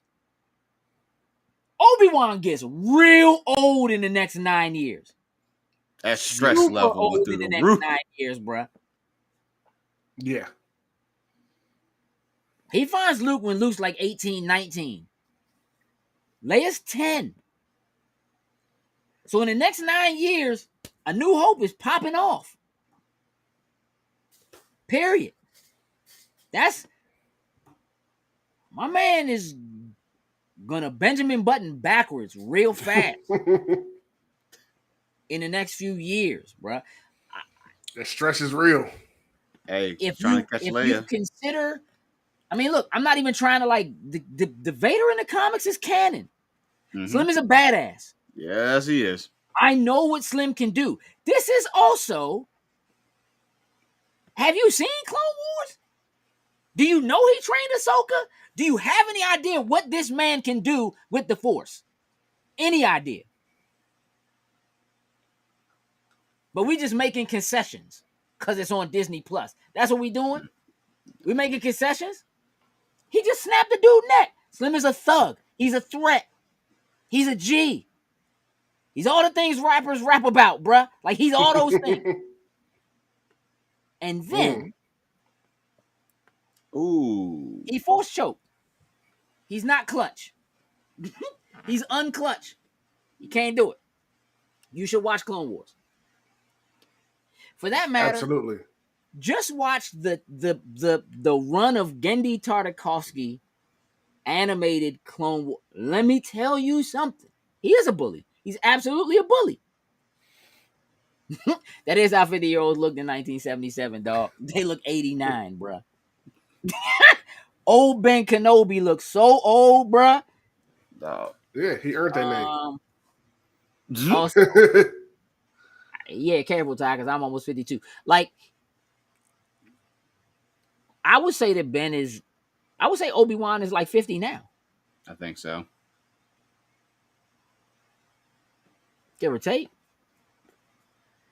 Look, I think I do believe we'll get an actual battle. I think they have to. Get a good sword fight. They have to. They don't have to. No, they don't have to. They have to. And Leah, you win because you look younger than all of us. So you win. They don't have to jokes. No, they need to do that. Like They should. Obi-Wan's gonna That's what have the people all want. his he's gonna have all his mojo by episode 6. And him and Vader need to have that massive showdown. Like clearly nothing gonna happen, but they're gonna hit Because they both live, right? They're gonna hit the jump from episode 7, and the ground's just gonna like separate between them, and so the fight can't continue, and they just gonna go their separate ways. He gonna say, "Hey, you want to hop your ass over here again?" Anakin. And what he should do is when that ground opens up, he should just force choke this dude and yank him all the way to Maybe the have end. a force choke stalemate. Who knows? You haven't seen a Vader that's truly focused in such a way that you believe in. Man, listen. Yeah, so like if you haven't seen Clone Wars, you haven't seen even close to half of what Anakin was capable of doing prior to becoming Vader.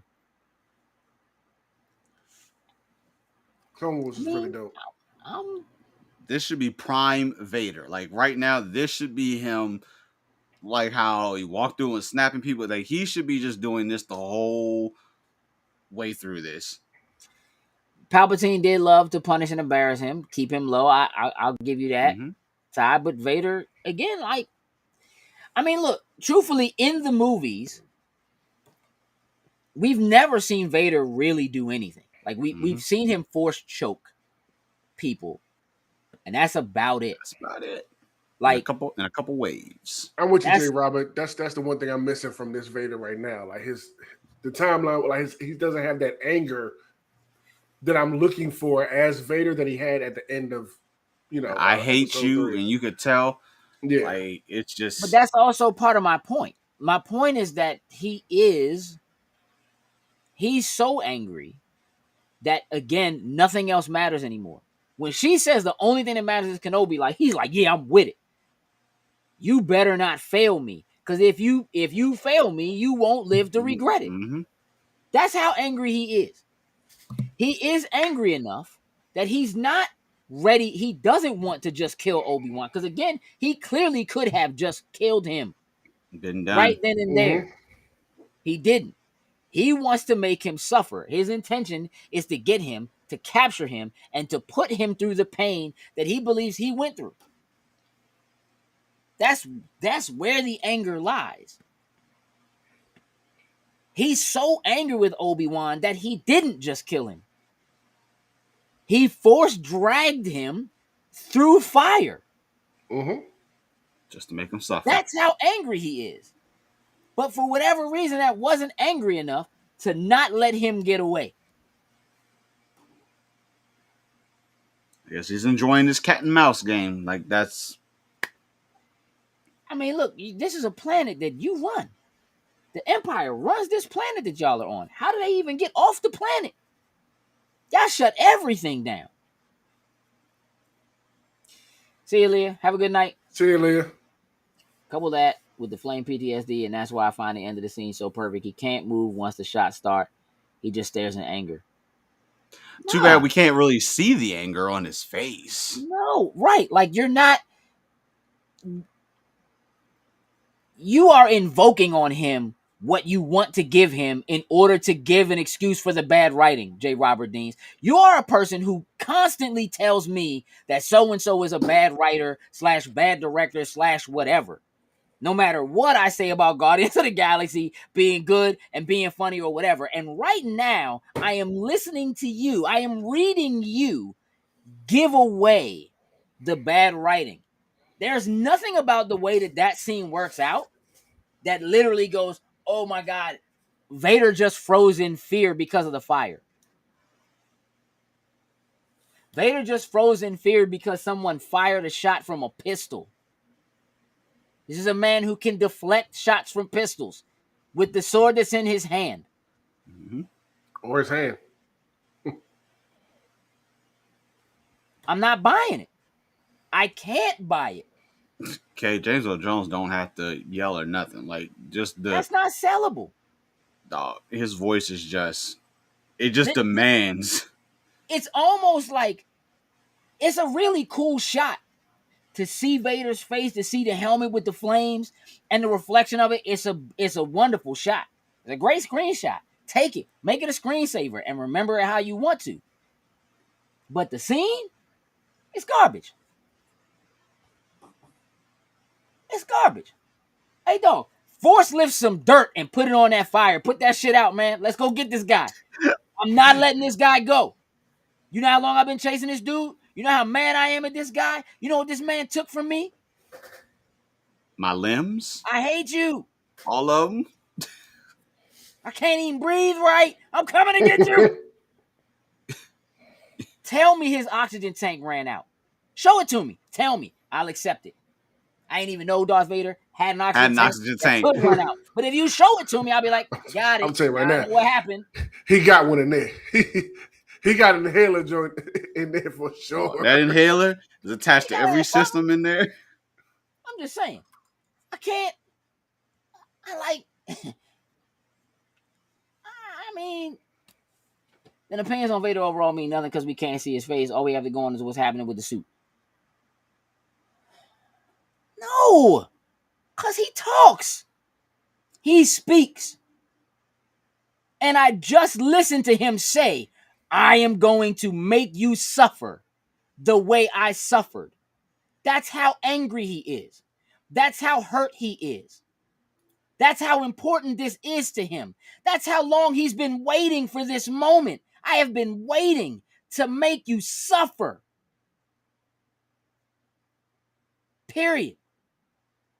The entire Mandalorian show, as great as it is, you don't see his face. We're all in. He cares about the baby Yoda. How do we know? Because he acts like it and he talks because we heard him. Vader said, I'm going to make you suffer. That's how angry he is. And now we just, all right. Didn't watch Lando either. Yeah, like, we're not surprised. You know what I'm saying? Ty said, in all honesty, I believe this show should be no less than 10 episodes, an hour and 10 minutes. At least 6 episodes, with one being 30 minutes equals less quality. Hey, look, Ty. There's probably a lot they could do to fix this. I'm not. There's a very important part of me that feels like there's stuff that got left on the cutting room floor that has messed with how good this joint should be. So let me put it to you this way. For anybody who is enjoying this, regardless of all the things that I'm bringing up, just know that I'm almost positive there's a way better version of it you're not getting. Mm-hmm. There's a Snyder cut, if you will. Yeah. Mm-hmm. And as many times as we've known, they rewrote the script. Like when we found out, Darth Maul was in it, or Darth Maul was in the beginning prelims, and they decided to just scrap him out of it. Like just hearing the fact that Maul was probably going to show up already is kind of like, ooh. And just with COVID and issues, who knows how many rewrites and restructuring they had to do because of that. And I'm willing. I understand that. I do understand that. Also, in the meantime, there's so much content coming out right now that was also done during the pandemic. That doesn't make it make sense. It doesn't make things all equal on all fronts. I'm not saying that. I'm just saying it can be done. You know what I'm saying? J. Robert Dean said, I'm enjoying it. But I am sure my having PTSD is giving me a different perspective on the actions. And you know what, J. Robert Deans? I can appreciate that. I really can. I can certainly appreciate that. I don't mean because Obi-Wan's PTSD is valid and it's viewable.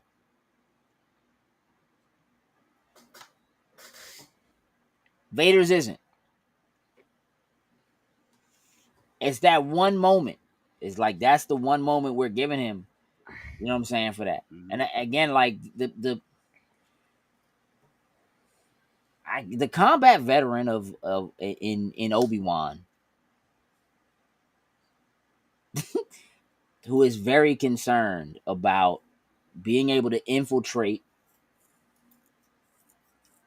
as the only person who doesn't look like they belong in this entire fortress. and the very first opportunity you have, you don't put on a stormtrooper outfit. Like even Han and Luke put on stormtrooper outfits. There are so many callbacks to things that happen in A New Hope and further out that like that would have been perfect. Yeah. It would have been perfect. And you heard them say, "You're too short to be a stormtrooper. Let me see your identification." Something. Yeah.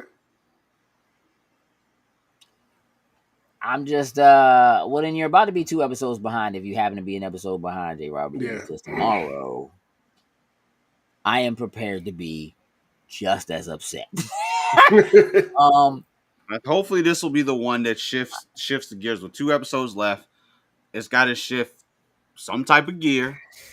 Yeah. And get us into place, because as of right now, this next episode doesn't set the stage right for potentially what that last episode is going to do.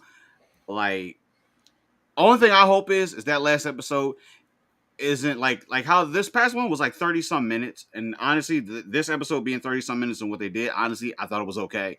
But I feel like that they can't do that with the last episode. I'm almost positive that this next episode is going to be a bit more focused on Reva and why she is who she is and the way she is. Yeah, that's what I think. Yeah, that's what I think. Roz said that PTSD stems from Vader being the personification of Obi-Wan's failure.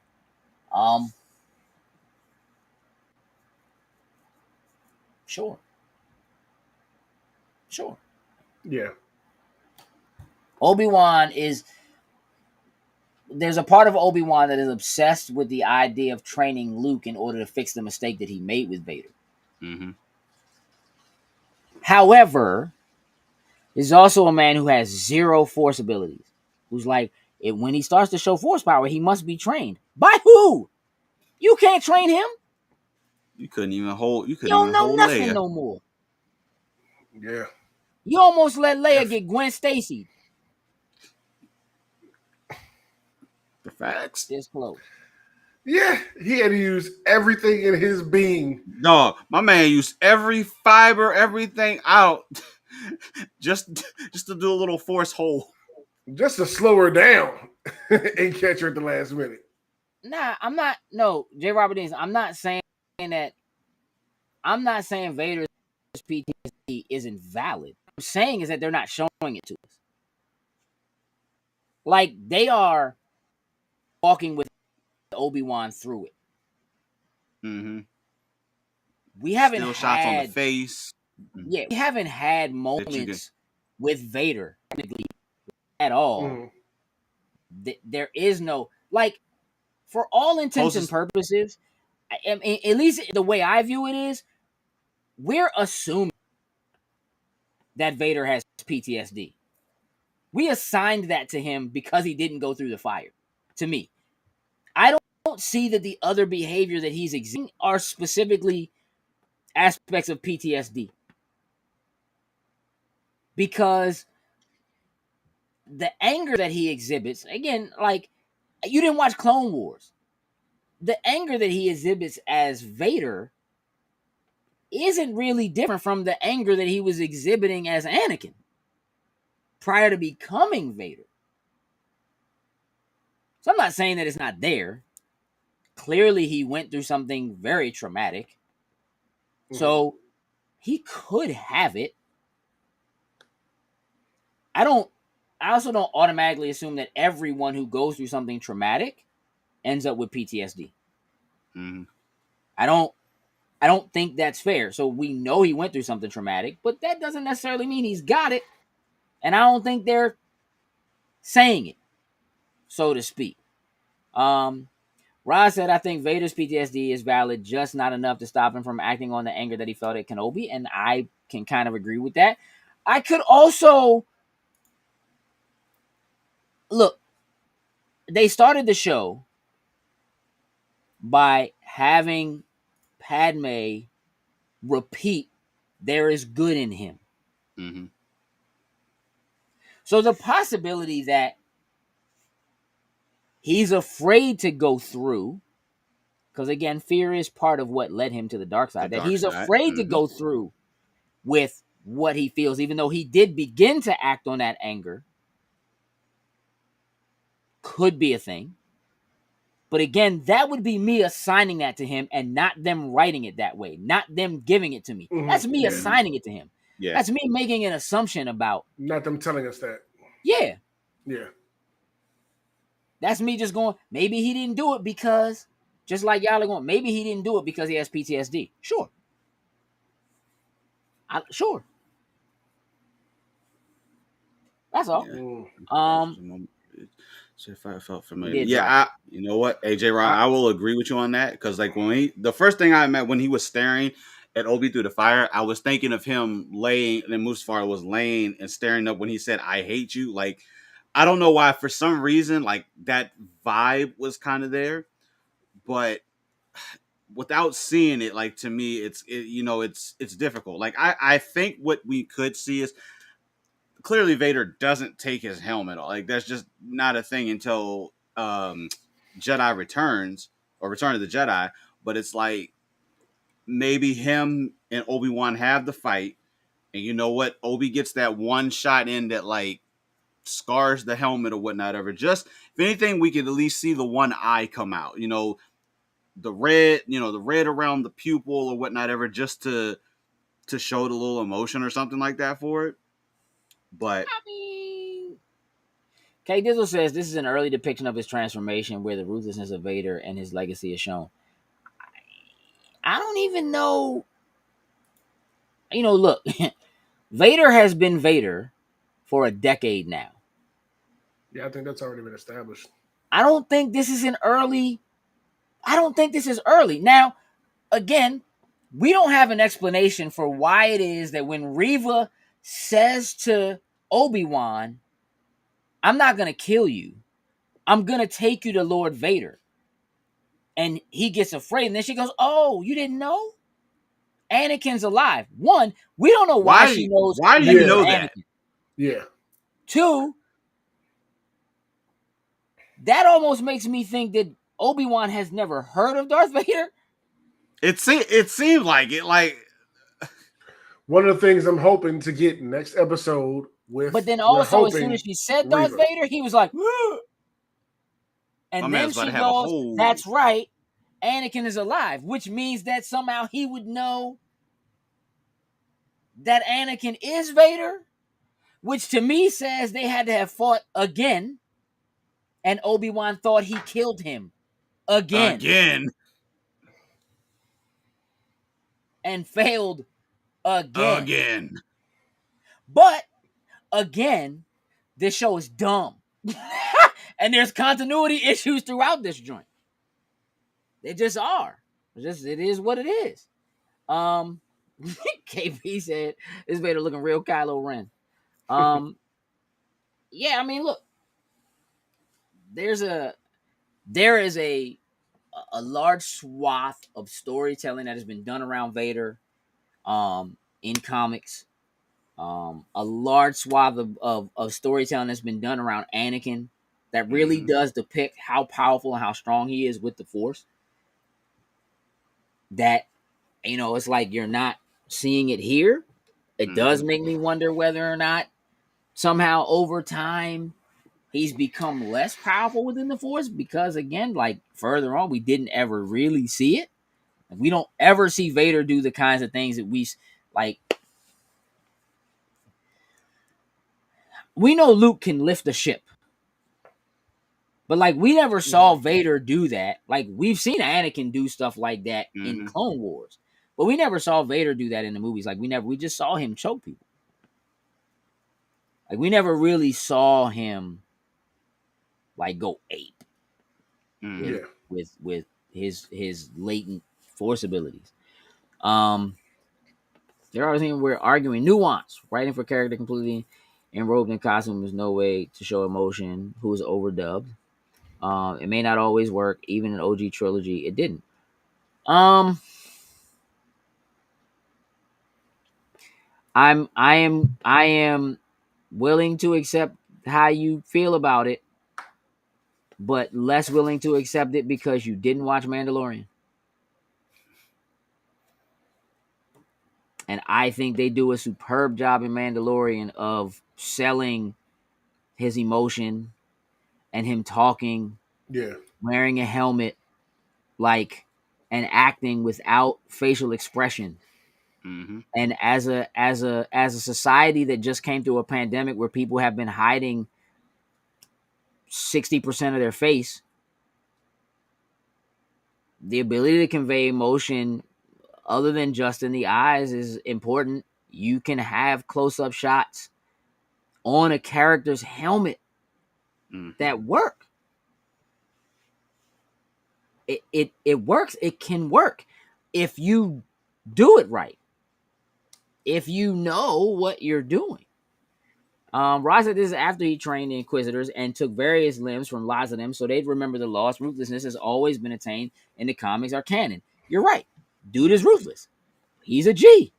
They're all afraid of him. There's a reason why. So I said because that was her in the Jedi Temple in the beginning, she blames Obi-Wan. I agree. I totally agree. I'm positive. Just waiting for it to play out. There's a high chance that she has a turn at the end. It's totally possible. We'll see. Heather said in The Mandalorian, the main character communicates emotion while always wearing a helmet, for sure. K-Dill said he didn't know. He walked away from his Jedi calling. This is a story on Obi-Wan coming into his own. Sure, but when Anakin walked away from his Jedi calling, he walked into a Sith calling. Mm-hmm. Yeah. His ability to use Force is like not lessened in any way by that. As a matter of fact, all of the Inquisitors, not all of them, a lot of the Inquisitors were Jedi. Mm-hmm. So that's, again, Nash, you're right on it. Mando voiced that comment. I mean, I really do think it can be conveyed in a way that makes sense. And I don't think they have done a good job on top of having just straight up continuity problems within just that episode alone. I think that there are issues. But like, I can nitpick things that are far worse than what I'm talking about now.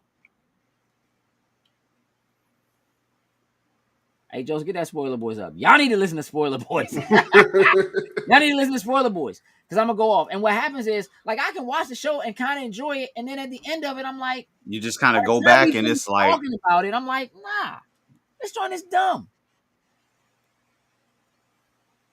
Because I shouldn't be expected to fill in the gaps for you. It's not... That's what you're supposed to be doing with your storytelling. Or you write it in a way that, yes, I'm supposed to be filling in the gaps, and it makes sense that that's what I'm doing. Right? Based on knowledge that I already have. So I am filling in gaps with knowledge I already have about Vader and how badass he is. But without even drawing from outside of that one episode. I just watched Vader drag a man through the street in the air using the Force.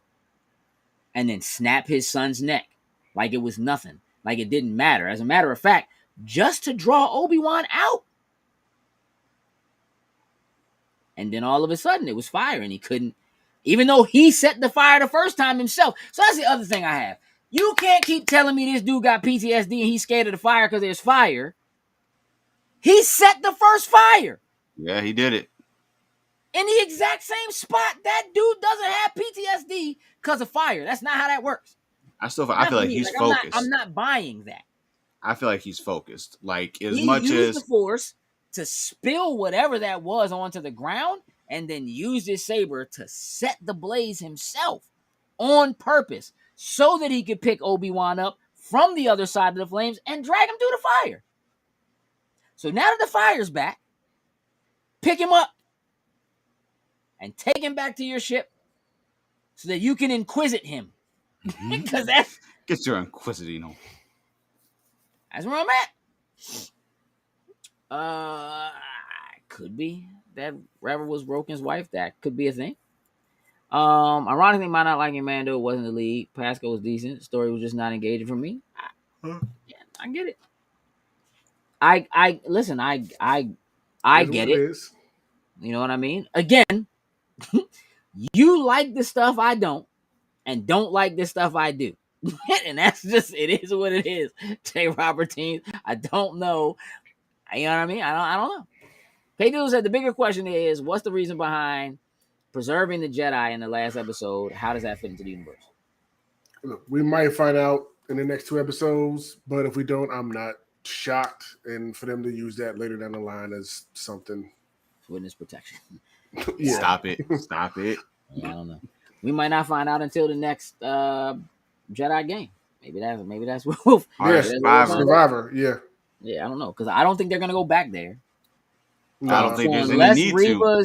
Unless Reva's backstory helps to fill that out by showing some of her time there and like them defeating Jedi, you know what I'm saying, as Inquisitors or whatever, and bringing them back. Unless somehow, you know, but I am almost positive that their preservation is literally them being trapped in amber so that they can try to pull from their DNA to create Force-sensitive beings, or continue to, again, they were cloning for Palpatine and stuff like that, like later on. So maybe, you know what I'm saying? Anyway, look, man, it's been a long show. It could have been a Jedi being guarded in WandaVision. It's possible. They could be trophies, although I would disagree, Ty, because they had all of their lightsabers displayed in that room. Another room, yeah. Those are their trophies, like Grievous. I don't think that they hold on. They seem to want nothing but to destroy Jedi, kill Jedi. So there's a reason why they're picking their brains and going into them and digging into what they know or don't know or whatever. There's more to it than just them being trophy, because they're also not like like trophies you put on display for everybody to see. These joints were down in like a dungeon in the basement or somewhere where like nobody really sees this. Would super know. Restricted access. Yeah, like if anything, you would have them out. Like think about what they did to the one Jedi that came and talked to Obi-Wan that tried to get him to help out. They hung my man on display for everybody to see. That's a trophy. That's a warning. You know what I'm saying? That's very different from what they're doing in the bottom of this fortress. Yeah. No, that's some scientific thing to it. It is. Jokes? You got a job to do. Gotcha. Appreciate y'all hanging out with us for so long. So late. Please make sure y'all check out that Beacons link again. Follow us across the board. Everywhere we are. We are on YouTube and Facebook and Twitter and Twitch and TikTok and you name it, we got it. The merch store is there. We got new merch. We got, what kind of shirts, Jokes? Oh, got them finisher shirts. The finisher. We got new finisher shirts for wrestling and wrestling chat. I'm working on a little new something for anime, and kind of like, hey, do this thing, and it's gonna be some work because because Sin wants it, and so of course it's not gonna be simple. It's gonna make me work. Nah, I don't think the townspeople did that, Rod. I don't think the townspeople hung him up. No, they didn't. He was protecting the townspeople. That was an Imperial Inquisitor. Yeah, they did that. Townspeople ain't do that. So yeah, please follow us across the board. Please make sure you check us out across Patreon. Sin, you got a job to do.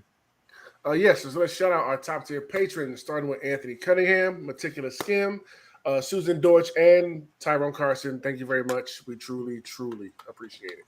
Absolutely. Now, before we get out of here, Meticulous Skin, Doctor Who asked us to throw a little something up. So Father's Day coming up this weekend. She's got some deals going. Jokes, can you throw that up there for everyone, please? Okay. So Rod says after the girl got her hand cut off, they lynched him. I don't know about that. I don't think that's why that happened, but I'll take it. Meticulous Skin Father's Day sale. $15 non-bearded basket and a $25 bearded basket.